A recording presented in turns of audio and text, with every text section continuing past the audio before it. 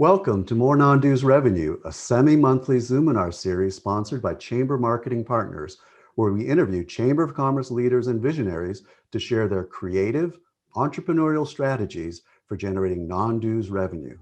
Be sure to catch the More Non-Dues Revenue Zoominar the first and third Thursdays of the month at 10:30 a.m. Pacific Time. Links to replays will be emailed to all registrants and will also be available at chambermarketingpartners.com/podcasts. Today's sponsor is Chamber Marketing Partners, generating substantial non-dues revenue for Chambers of Commerce publications without using a turnkey publisher. The model is unique, where the Chamber has complete control, full financial transparency, is better able to monitor member investment in the Chamber, gets a cleaned up and monetized member database, uses local vendors, and can get award-winning publications, all without using a turnkey publisher. Now, might that be of interest to you? Visit chambermarketingpartners.com to learn more and follow us on LinkedIn. So before we begin, in the comments section, please tell us who you are and what organization you are with. And make sure in the comments that you select attendees and panelists. We want everybody to see who you are and where you're with. Post your questions in the Q&A section and we'll answer them following the interview. I'm your host, Ed Burzminski of Chamber Marketing Partners. Now let's get started. Today's guest is Zack Snyder, the Membership Engagement Manager at the Grand Rapids Chamber of Commerce, a major metro chamber in Michigan. Zack joined the chamber team in 2017 after working in the banking industry for many years on the retail side, helping consumer and business clients with deposit, credit, and lending needs in the Chicago area.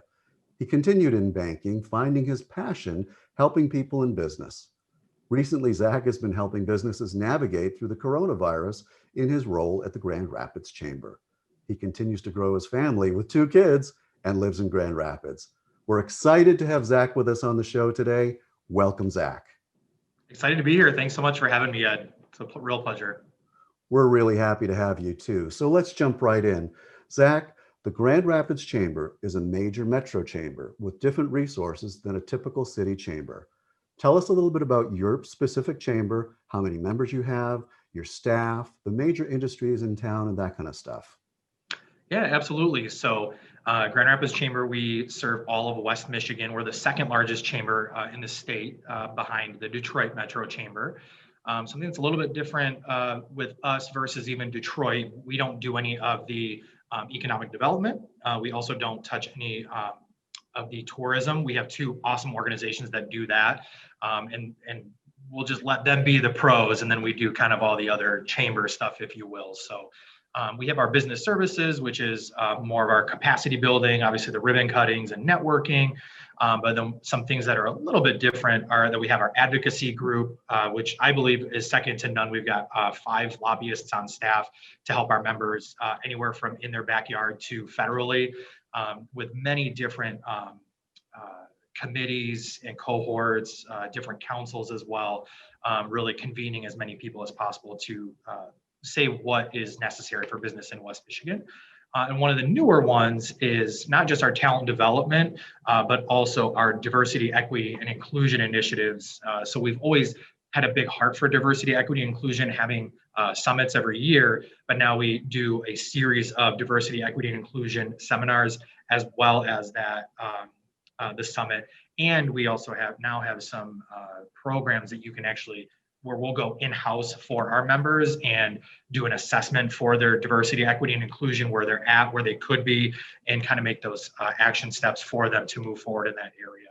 And we'll we have 2,400 members, and they're anywhere from right here in Grand Rapids to, we've got a random one in Tulsa, we've got some in DC because of our lobbying efforts, a couple in Chicago, but we'll take anybody. We'd love to have everybody possible. So we've got businesses anywhere from 1 person to, the largest employer here, hundreds of thousands of employees. So it sounds like as a major metro chamber, you have a lot of resources. You have a lot more resources than a regular Main Street Chamber of Commerce does, which is why we actually wanted to have you on board, because you're doing some interesting things. Now, your chamber runs a COVID-19 grant program. Tell us what that grant program is, who benefits, what the chamber does, and more importantly, how does the chamber gets compensated for that? Yeah, absolutely. So early on in COVID, we identified the need, obviously, for businesses to be supported, and we just started hitting the phones and really calling a lot of our major members, but also philanthropic community. Grand Rapids is actually the fifth most philanthropic city in the country. Amway, you probably have heard of, is one of our largest employers and big philanthropists. You'll notice also a lot of things here in Grand Rapids are named after like the DeVosses and the Van Andels, and because they are so philanthropic. So just really working with them to help fund our through our foundation to find money, and we were giving grants away from $5,000 to $10,000 to help with those immediate needs. But then they also connected us with other folks who could invest, and we raised about $1.5 million on our own within a couple of weeks for businesses. And when you use your foundation, and you also have to make it well known that around 10% of those funds raised and distributed do go back to the chamber as overhead. So we were able to keep more people working during the early pandemic, and take some of the payroll for the people who were working on that grant program so that we could pay that. So that was a big one. We also helped The Right Place, which is our economic development partner, and they had about another $1.5 million that was given by the state of Michigan. And while we didn't necessarily get any revenue from that specifically, the county then, when they had their money that they wanted to divvy up from the CARES Act, which I'll touch more on in a second, they saw that we had done our work, helped somebody else with their grant program, and had approached us to talk more about our capacity to potentially give out about $10 million. And after a number of conversations, turned into $25 million, and then turned into just under $35 million that we gave out in total for our businesses here in West Michigan. So, and who were the targets for the grants? The grants are anyone. So the first grant, we ended up learning that we tried to do, I think it was 5 to 25 employees, because a lot of those were really missed on PPP and other, like the EIDL. But even understanding some of, I don't want to say our missteps, but just we didn't really foresee that a lot of those businesses, especially minority-owned businesses, were in that 0 to 5 category. And so we expressed that to the county that we need to include those 0 to 5 employee companies, because they had really been left behind with pretty much every other program. And so we had established that we need to help 0 to 25 employee companies.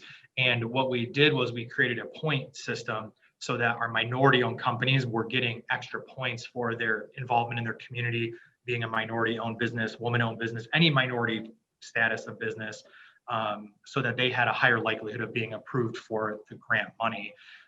And then that would be anywhere from $5,000 to $20,000 for those companies. Can you walk us through the process for a lot of the chambers that are participating on the podcast today are smaller chambers.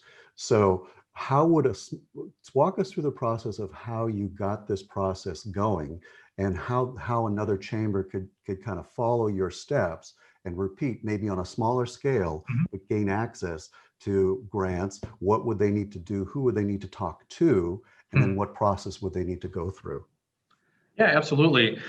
First of all, I mean, you kind of have to set the stage and show that you have the capacity to do it. So really creating an application, and not necessarily spending the money on the infrastructure until you know that you have the ready to go. But just, again, having that plan in place, maybe if it's, depending on your size of your chamber too, and the amount of money you foresee. I mentor someone in a smaller chamber, and they did everything through Excel, which there's no way that would have worked for us. We use something like a project management system like Trello. So just kind of understanding the larger chambers are going to need something a little bit more robust.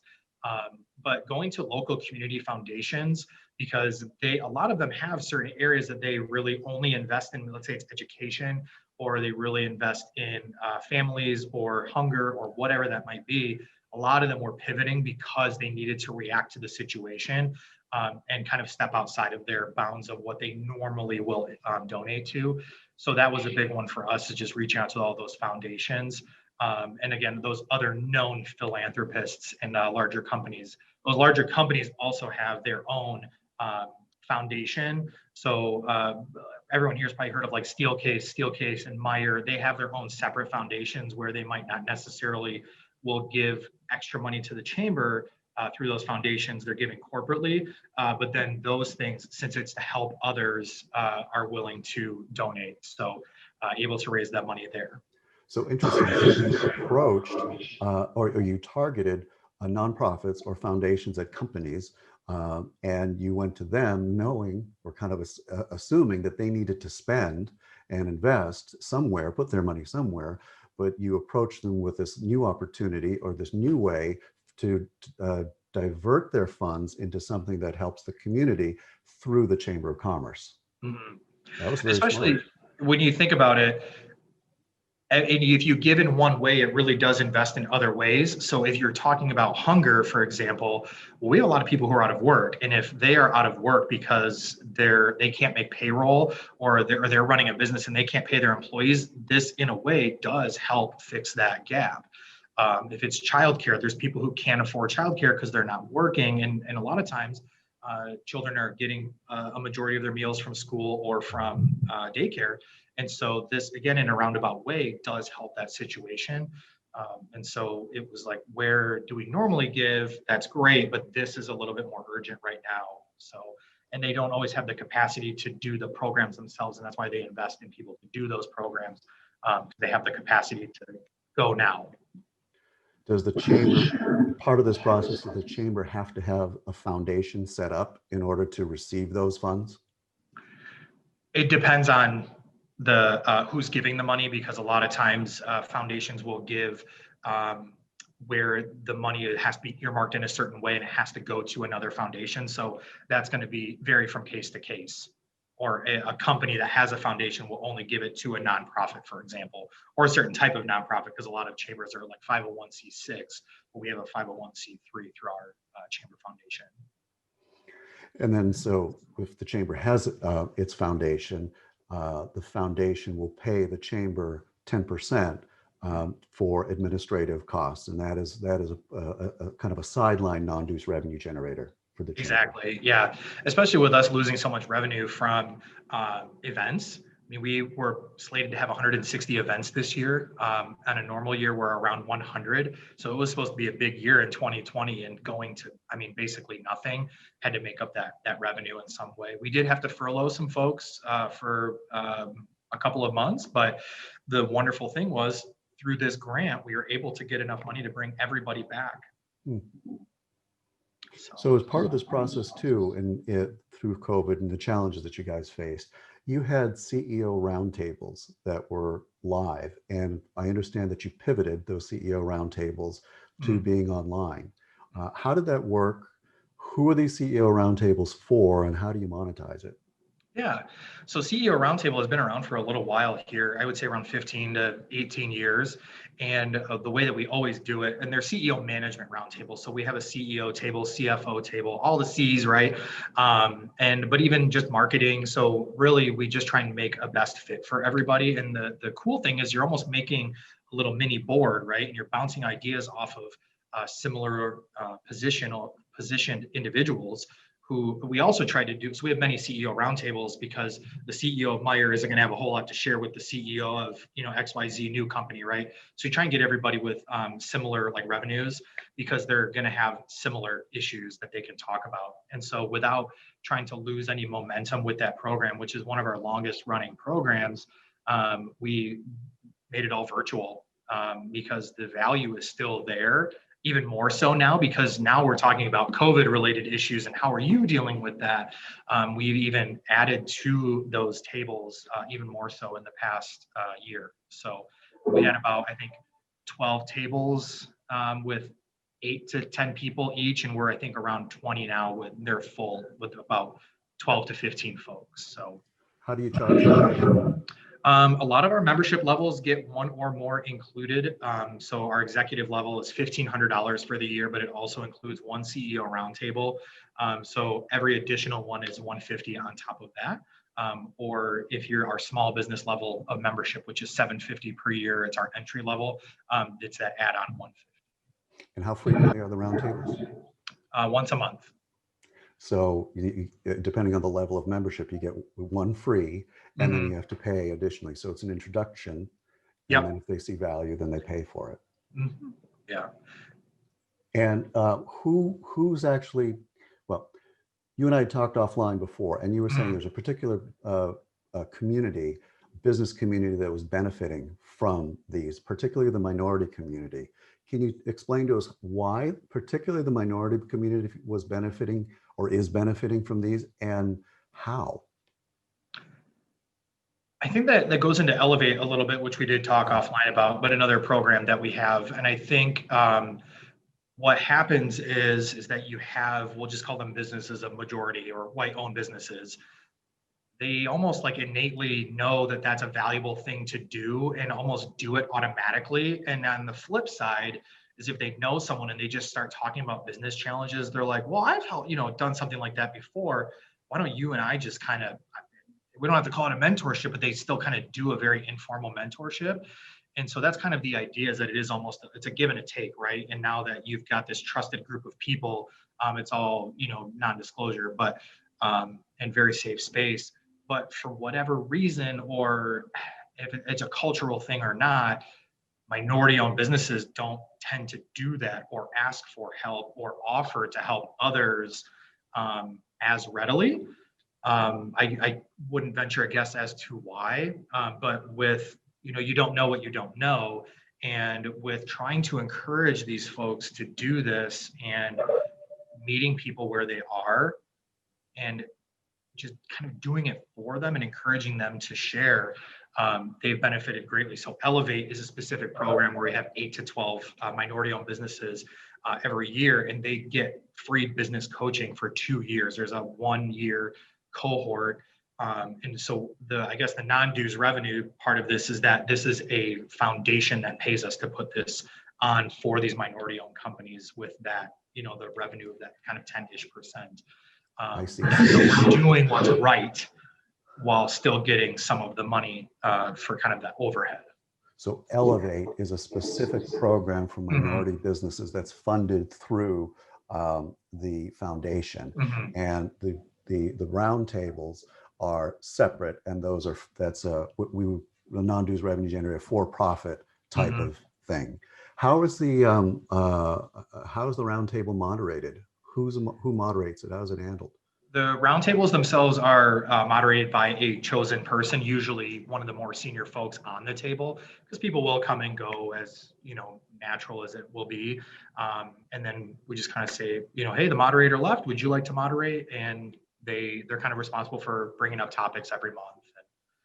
Some of them have really a lot of fun with it too. Like if you miss a meeting, throw $20 in the pot, and then they do a special Christmas thing with people who the money that was made, and they go get drinks or something. So obviously that all works differently now, but they're just chugging along, doing it all virtually. I think there's probably a combination of virtual and in person as well.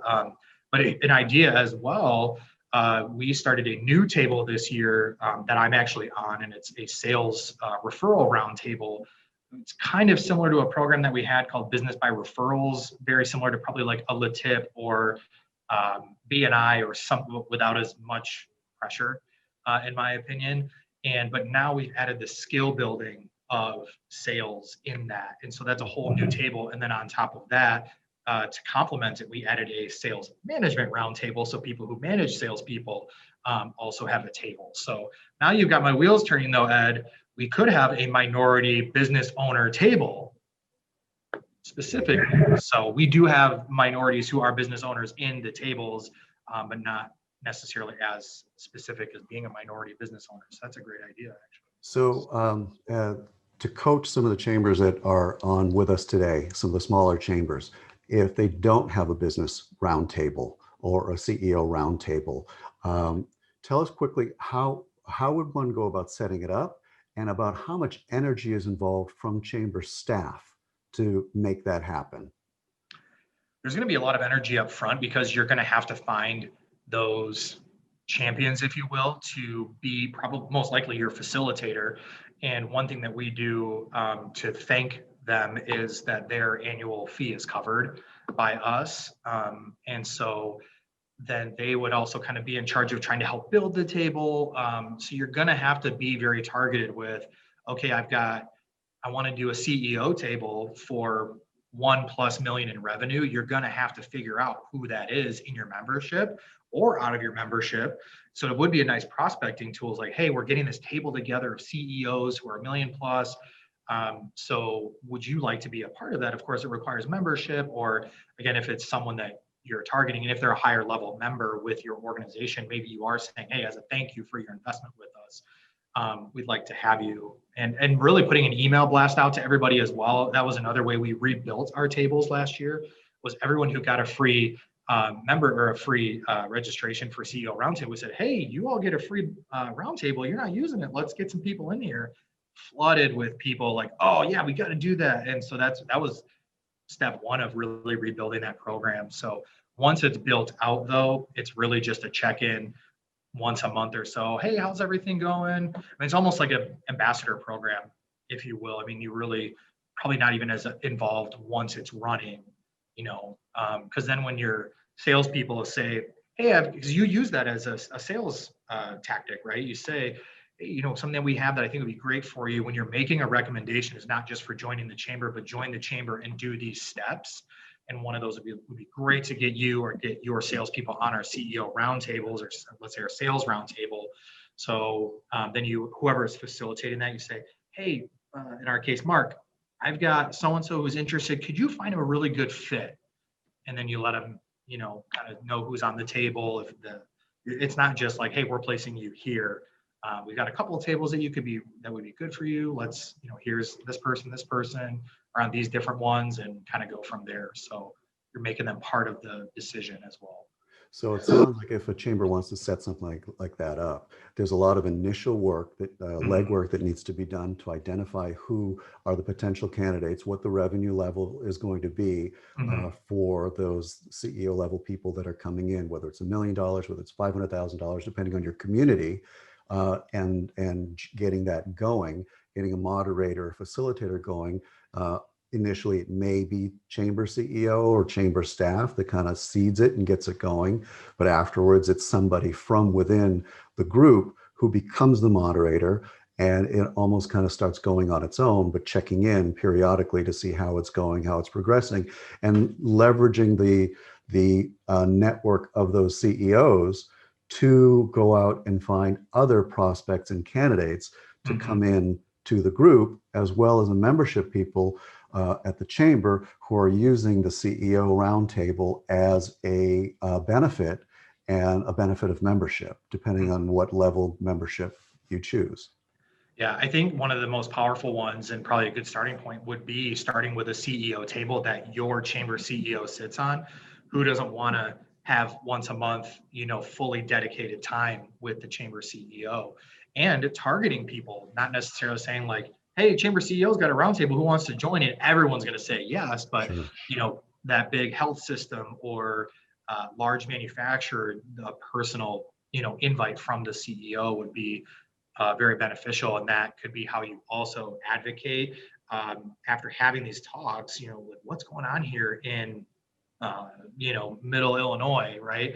And really that's how you can get that insight, and then take it a step further to really drive some legislation change if necessary, or if that's in the, capacity of your chamber or not.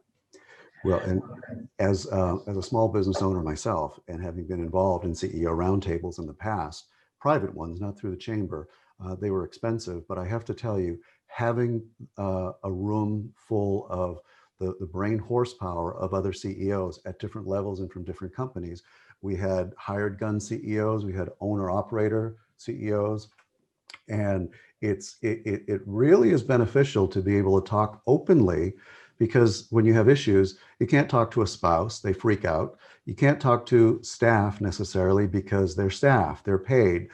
Sometimes they're not necessarily going to object or be honest and hold you accountable. That's the most important thing, is being held accountable. So to have a room full of peers who are there to help and solve issues, but from various different backgrounds, I can say from personal experience, was extraordinarily valuable. And it was worth quite a bit of money for me at the time. So people will pay good money if there's good value. Yeah, I'll say too, I think, there are other CEO table programs in Grand Rapids, but you're going to pay more than your chamber membership plus the 150 Yeah. to do something like that.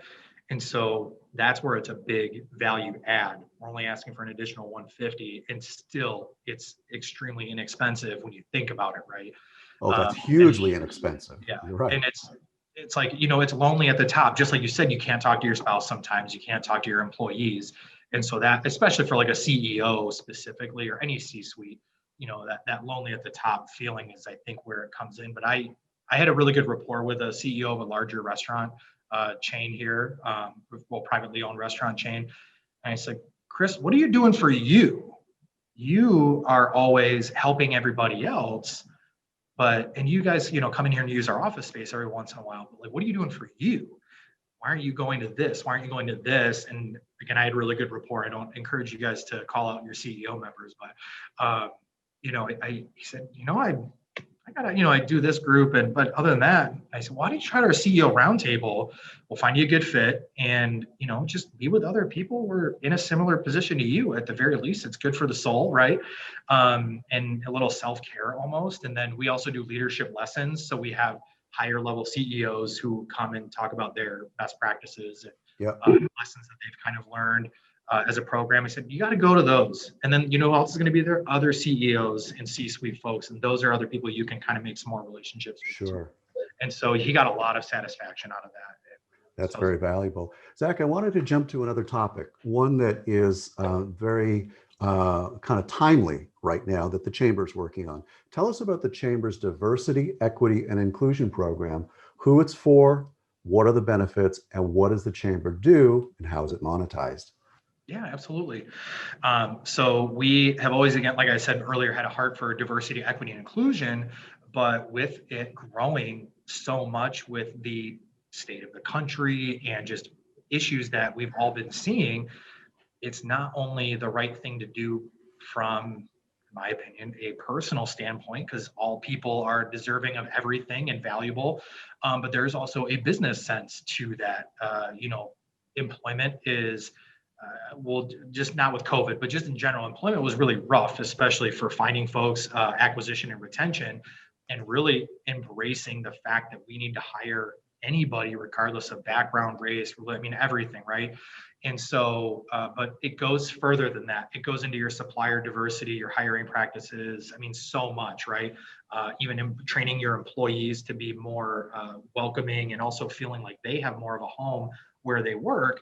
And so a lot of people and companies are hiring these DEI officers, and maybe they had good intentions, right?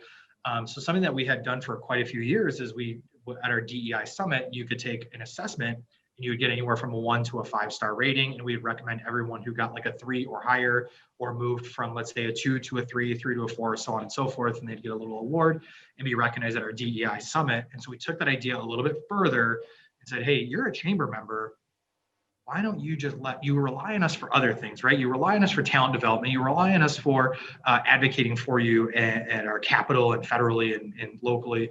So why can't we just take that a step further and help you even more? You don't necessarily have to hire an expensive consultant or add a whole FTE. And so we do this assessment in it. There's 5 different areas that it will assess you on DEI. And then basically after that, we'll prescribe an action plan through either some of our programming or some of our partners' programming. And so that assessment, should probably get it pulled up so I know the dollar amounts. It's been a while since I looked at it because I was working on the grant pretty much full time. But we've always also had our Institute for Healing Racism, and that's a 2-day program out of the office where we talk about the issues surrounding racism, how we can all be better. So we took that to another level. We'll do that for your whole, however many people you'd like to do that for in your company. And it looks like I'm sorry, give me 1 second. I think it's not on our website right now. I can give you the ballparks though, because I think we're updating all of our programming for 2021. But you have somebody that's on staff, right? And again, you're a major metro, so you have the benefit of having somebody on staff who can be a consultant to businesses, to your member businesses, who can actually go out, make this assessment, and help these businesses with their plan and their program. Maybe they don't have that kind of an officer on staff, because most small businesses don't. Right. Even most mid-sized businesses don't. I mean, you have to have about 75 to 100 employees before you have an HR Right. director or an HR manager on board. So you're able to provide that kind of a service, and you're monetizing that service, right? You're charging for that? Yeah, so it's 3,000-ish for non-members, and then members get a discount of 500, and then with some of our higher levels of membership, they get an even deeper discount, or even for free. We've even had it where a member had upgraded from like our $1,500 level of membership to our $25,000 level of membership because they were going to get that for free and some other great benefits along with that, like using our space, for example, where they can use we have a conference center that fits up to 130 people. They can use that unlimited all year with that level of membership. And so for them, they're like, man, bang for the buck, let's do that. So that is a dues revenue, but just to give you an idea of where that conversation might go, because it might be a different kind of conversation than just, hey, give me, $3,000, and then each program is also a different price point. So we'll do our implicit bias training. I believe it's around $1,500 per event per company. We have some other ones, and I apologize, I don't remember off the top of my head, but just different. We have 5 different programs where we'll go in and kind of make that assessment, and then also do the class for you. And if it's something we don't do, like we don't really focus on that supplier diversity, for example, we have someone that we will refer out to. I was going to ask you about that. So a smaller chamber that, say, for instance, might be looking to have this kind of a program for its members can look to its membership or look within the community for somebody or a company that can provide this kind of diversity training or diversity assessment, and partner with them to provide that to their members. Is there any kind of a certification or any kind of documentation? And is there anything at the city, state, or federal level that those businesses can benefit from having gone through and being, quote, certified through this program? That might be a little bit over my head. I Okay. don't believe so, but I know that there are businesses because we will also help certify businesses as minority-owned, woman-owned, so that they can benefit. So that's kind of a side thing that we've always helped people with. But you're reminding me also that we are actually in the process of basically packaging this so that other chambers can replicate it on their own. So that's actually brand new within the last month or so. So don't tell anybody yet. But okay, so if I may interject, anybody who's on the webinar who is interested in learning more about this packaged program, just type in "I do" into the chat. Yeah. I think it can be very turnkey. So if someone is looking to do that, you maybe could do the assessment yourself as a chamber, but then make sure that you have partners who are ready to go, find community people as well. So great. Okay, well, that sounds like an actually very, very positive program. What's been the feedback so far on that? It's especially because of COVID and in light of recent events, right, with Black Lives Matter and just the tragedies going around the country. It's been amazing. I mean, the fact that we can still do this type of programming for our members when it would be so hard to do that virtually in-house, that we can be that third party expert. Ken, for example, has certifications that nobody in the Midwest has. He went down to Maryland to do this special training. I couldn't tell you what it is, but I mean, it was so heartwarming to see. If anyone is familiar with some of the things that happened here in Grand Rapids and very similarly around the country, but we had some destruction downtown, and to Ken's credit, the news and media outlets locally were calling Ken specifically. And I mean, I know this of Ken, he's the best. I mean, no surprise to me. And we're here with Ken James from the Grand Rapids Chamber talking about, how this impacts everybody, and it was so amazing. He's one of the best people I know, honestly, from heart. I mean, how much he cares and how knowledgeable he is, and he doesn't stop. He's learning more. We get feedback based on the programming. We make it better. So, because I think we have to go deeper these days. There are a lot of things we even 2 years ago, it's hey, we're checking the box, but now it's no, it needs to go deeper. How do we be even better? And that's what he's striving to do. So.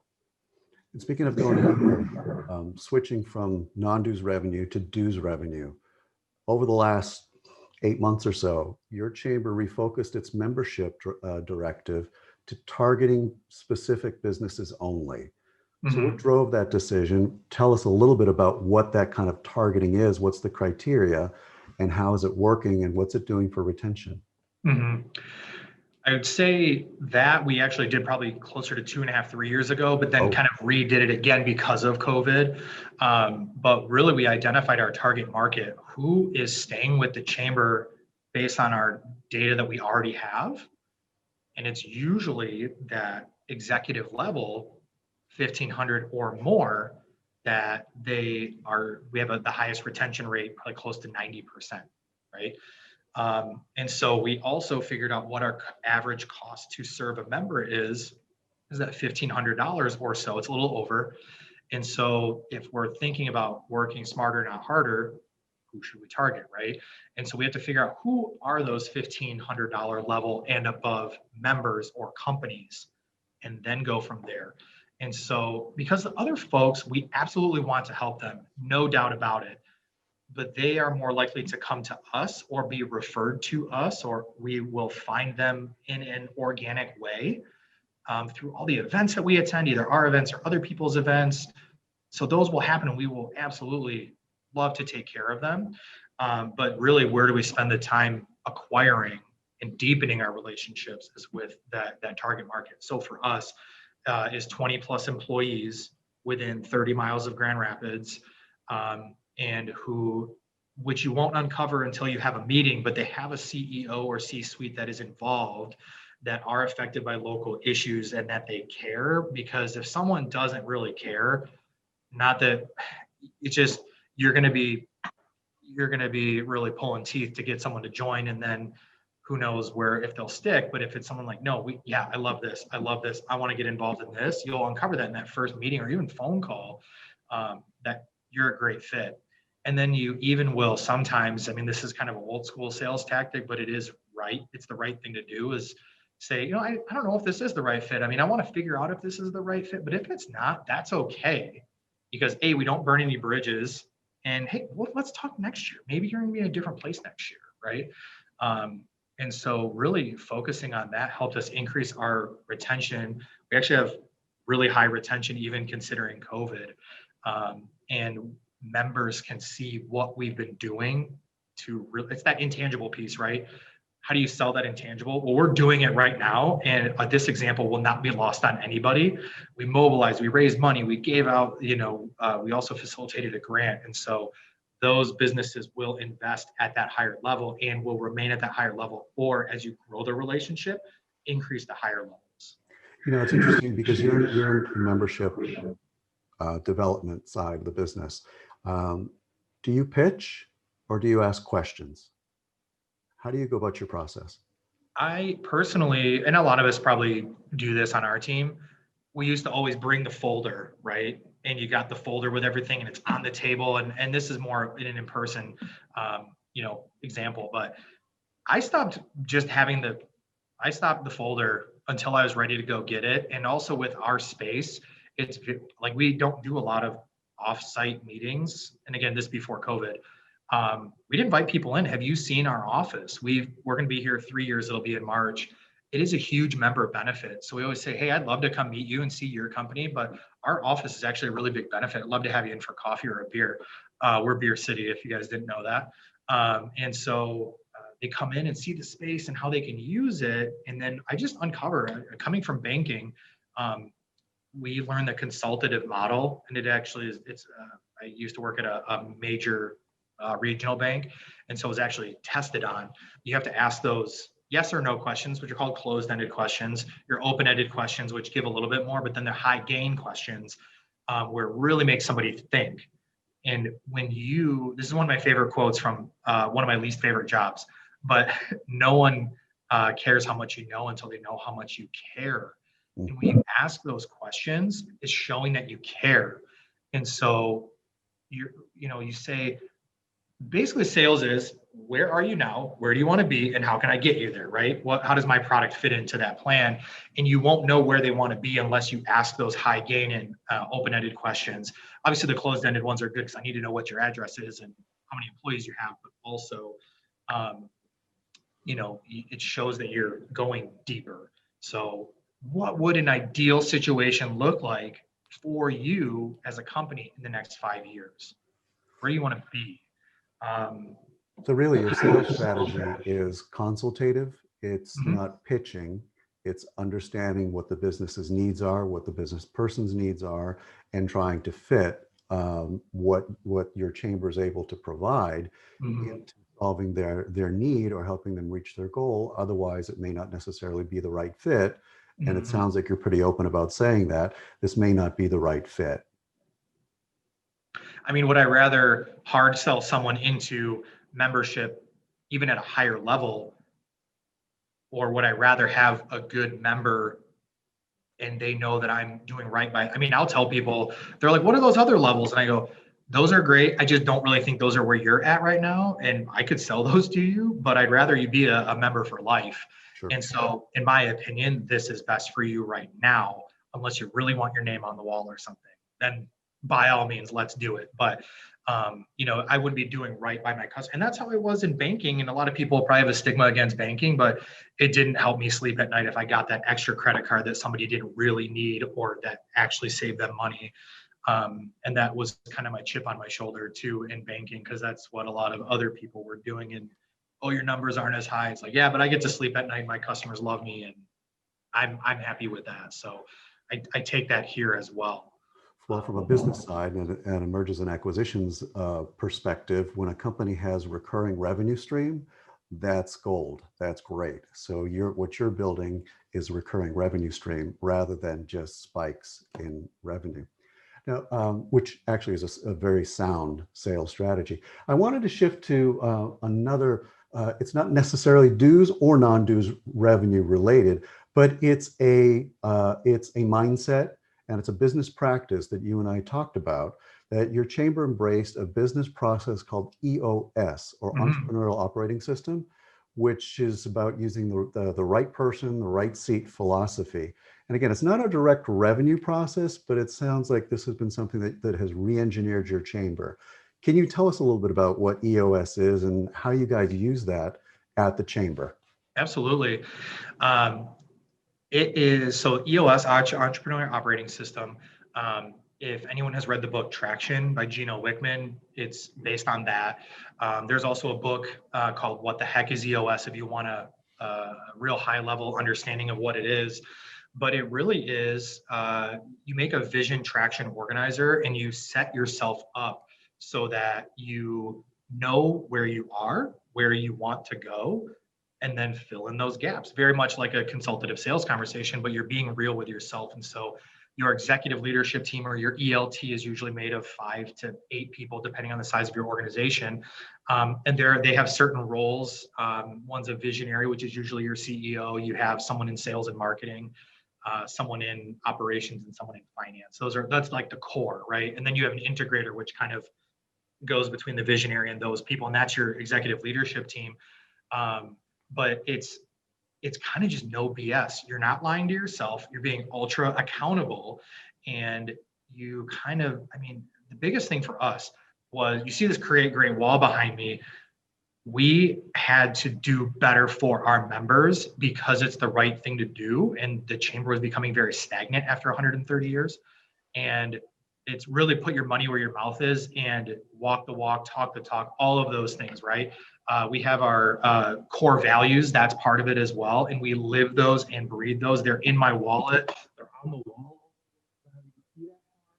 But it is the heart of everything that we do. And people need to be the right person in the right seat. And that's called the RPRS. There's lots of acronyms in E.O.S as well. But then you also, does someone get it, want it, and have the capacity to do it? And that's kind of another right person, right seat, thing as well. So you end up kind of cleaning house a little bit as well. If you're starting something like this, you say, this is what we're going to do. We need to be better for our members. We need to provide better services. We need to, whatever that need is, right? And you say, you're on board. Okay, cool. Now you're RPRS hopefully, and the first and foremost is that, you know, living the core values, because if people are, we're not all rowing the boat in the same direction, it's not going to work. And so then you bring on people who are living those values and who understand what your goal is. And so you'll notice at our chamber, a lot of people are around 3 years or less, and that's because that was that time where our CEO said, we got to do it. And that was part of our move, our rebrand, everything. And so, but that where you're kind of, to guys bring it all home here, Ed, is where the money is that since you know where you are and where you want to go, and so you make a 1-year plan, a 3-year, a 5-year, an 8-year plan, and everything goes towards that 8-year plan, and you reassess your 1 and your 3-year every year, and you do these meetings, full 1 day out of the office. This is the executive leadership team does these full full day out of the office meetings, where they are adjusting that plan. Then you create rocks, and then you roll the rocks down to your employees every quarter. So everyone knows what they have to do to help the organization move forward with these rocks. There's no questions at all. Then you create your you're called KPIs, like, or key, you know, Performance indicators. yeah, we call them, it's just our scorecard, right? And so you're looking at leading indicators, not lagging indicators. So how many, for example, on membership, how many meetings do I need to have every week? How many, you know, calls did I make? How much revenue did I bring in, right? So that you're having these very not abrupt, but just matter of fact conversations, and they feel very uncomfortable at first, but hey, Zach, looks like you didn't have enough meetings this week. What's going on? And it's not a gotcha. It's what were your barriers, and how can we help you get rid of those barriers? I had a quick story. I had a new employee. So I have been here for about almost 3.5 years, and she had started last year, a year and a half ago, in one of her first L10 meetings. So you have your meetings roll down to your individual groups. And she goes, "You just let so-and-so talk to you like that?" And I go, "He was completely right. I didn't hit it, and there was an issue, and we talked about what the issue was, and we're golden," right? So it's very uncomfortable, but it really does. It creates this accountability up and accountability down, and everyone can kind of call each other out. And so that's to say, when we know every quarter what we have to get to the rocks for the organization that roll up to the year-long goal, we create more revenue. The biggest like aha I had was early last year. Our CEO just said, like, "Wow, guys, let's go right to the bottom. We were expecting an 8% loss, and we're budgeting for that, and we were actually up 12%. Wow. So that's where the money is, right? So when you're ultra, you know that's what you're doing, then you have a much stronger grasp of where the money is, right? Mm-hmm. And that happened every quarter that year. So it's really so the E.O.S program, it does ultimately turn into more revenue for the organization. Speaking I'll tell you as well, if you come up with a way, and we haven't even talked about this, a little surprise. So if you work it where you are working like your implementer, so you usually hire an implementer to help you with your E.O.S journey. And at some point you leave them because you've grown enough to do it. That's the plan. We were referring members to use E.O.S. So now you've got new programming to talk about E.O.S and how your members can use E.O.S. And then if you can work it out with some of the facilitators, you can kind of get a kickback of sorts as well. So now you're saving money off of what you were paying, or just getting a direct kickback. So there is some non-dues revenue in there. I love it. I love the way the monetization works. I love the way chambers think about affinity programs and that kind of thing. Zach, I want to get people's questions and jump to a question and answer before we go too long. But I want to, Zack Snyder, Membership Engagement Manager for the Grand Rapids Chamber of Commerce, I want to thank you for your insight and your chamber's initiatives. And I do want to move to the audience questions so that we can get people to ask you theirs. And Judy Hayes has been helping us with questions and facilitating on the back end. Judy, do we have any questions that have been coming up for Zack? Yes, there was one, Zach, you mentioned something about restaurant promise program, Michigan Restaurant Promise. How does that work? It's kind of a online, it's just a website that has where you can sign on to it. It's like a pledge. And then the details of the pledge are, that will make sure that we provide a safe environment. We will encourage mandate masks. There's not going to be any, no skirting outside of that. And it was really to make sure that people felt safe going to restaurants, because there were some restaurants, and there are still some today, that are even defying the orders.